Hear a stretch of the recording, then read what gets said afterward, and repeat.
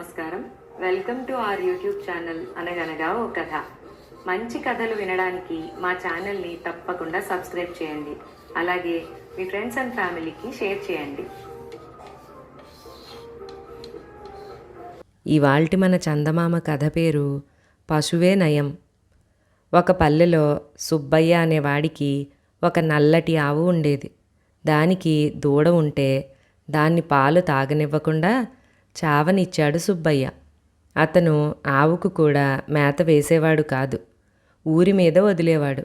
అది తన పొట్ట తానే పోసుకుని సాయంకాలం అయ్యాక ఇంటికి తిరిగి వస్తూ ఉండేది. ఒకరోజు సుబ్బయ్య ఆవు ఇంటికి తిరిగి రాలేదు. తప్పిపోయిన పశువులను వెతికించే బాధ్యత ఆ గ్రామాధికారిది. అందుచేత సుబ్బయ్య గ్రామాధికారి దగ్గరకు వెళ్ళి తన నల్లావు మేతకని వెళ్ళి తిరిగి రాలేదని, తప్పిపోయిందని తెలియజేశాడు. గ్రామాధికారి తన మనుషులను ఆవును వెతకటానికి పంపాడు. వాళ్ళు వెళ్ళి ఒక నల్లటి ఆవును తెచ్చారు.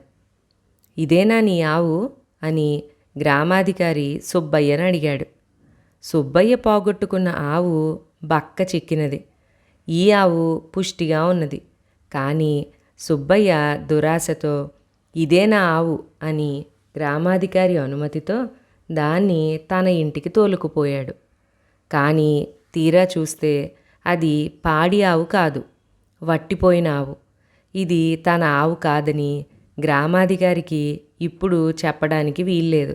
అందుచేత సుబ్బయ్య ఆ ఆవును తన ఇంట్లోనే కట్టేసి తిండి నీరు పెట్టకుండా దాన్ని ఎండగడుతూ తాను కూలి పనులు చేసుకుని బతకసాగాడు. నిజానికి సుబ్బయ్య తెచ్చుకున్న ఆవు కాళయ్య అనేవాడిది. తన ఆవు తన ఇంటికి తిరిగి రాలేదని కాళయ్య కొంత ఆలస్యంగా తెలుసుకుని గ్రామాధికారి దగ్గర అతను కూడా ఫిర్యాదు చేశాడు.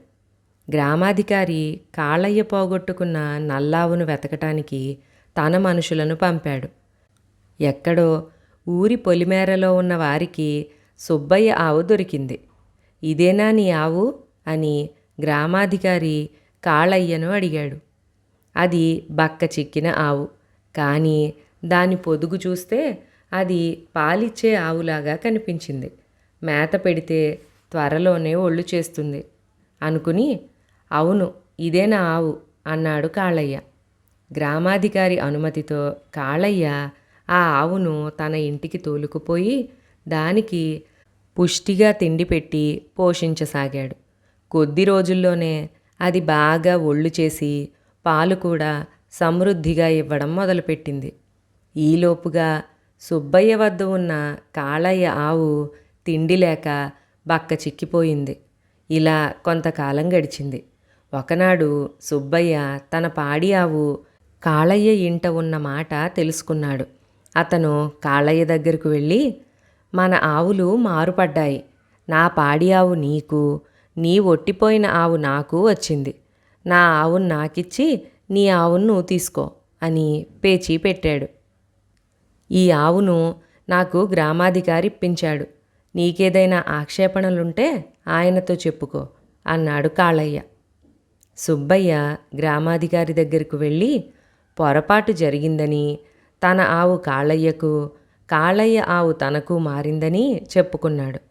గ్రామాధికారి ఇద్దరినీ వారి వద్ద ఉన్న ఆవులను తెప్పించి సుబ్బయ్య చెప్పేది నిజమేనా అని కాళయ్యను అడిగాడు. దానికి కాళయ్య, నిజమే కావచ్చు, కానీ సుబ్బయ్య వద్ద ఉన్న ఆవు బక్క చిక్కిపోయి ఉన్నది. దాన్ని సుబ్బయ్య బలవపెడితే గాని నేను తీసుకోను.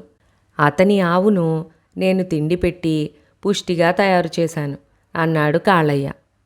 ఈ మాట నిజమని గ్రామాధికారికి తెలుసు. అందుచేత ఆయన సుబ్బయ్యకు 1 నెల రోజులు గడువిచ్చి కాళయ్య ఆవును పుష్టిగా చేయమన్నాడు. చేసేది లేక సుబ్బయ్య 1 నెల రోజుల పాటు కాళయ్య ఆవును బాగా మేపి తీసుకువచ్చాడు. ఇక నీ ఆవును నువ్వు తీసుకుపో అన్నాడు గ్రామాధికారి సుబ్బయ్యతో. సుబ్బయ్య తన ఆవును తీసుకుపోవడానికి ఎంత ప్రయత్నించినా అది రాలేదు. సుబ్బయ్యకు కోపం వచ్చి దాన్ని కర్రతో గట్టిగా కొట్టాడు.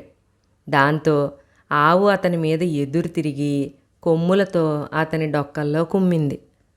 లాభం లేదు సుబ్బయ్య, అది ఇక నీ దగ్గరికి రాదు. అది ఒకప్పుడు నీదే కావచ్చు గాని నిన్ను యజమానిగా ఆమోదించలేదు. దానికి నువ్వు తిండి పెట్టక చాలా ద్రోహం చేశావు. నెల్లాళ్లుగా తిండి పెడుతున్నావు కనుక కాళయ్య ఆవు నీ వెంట రావచ్చునుగాక. అది కూడా దూడను కన్నాక నీకు దాని పాడి దక్కుతుంది కనుక దాన్నైనా తీసుకుపో అన్నాడు గ్రామాధికారి. పశువులకు జ్ఞానం, కృతజ్ఞతాభావం ఉంటుందని చెప్పే ఈ చిన్ని కథ ఇక్కడితో సమాప్తం. మరొక మంచి కథలో మళ్ళీ కలుసుకుందాం.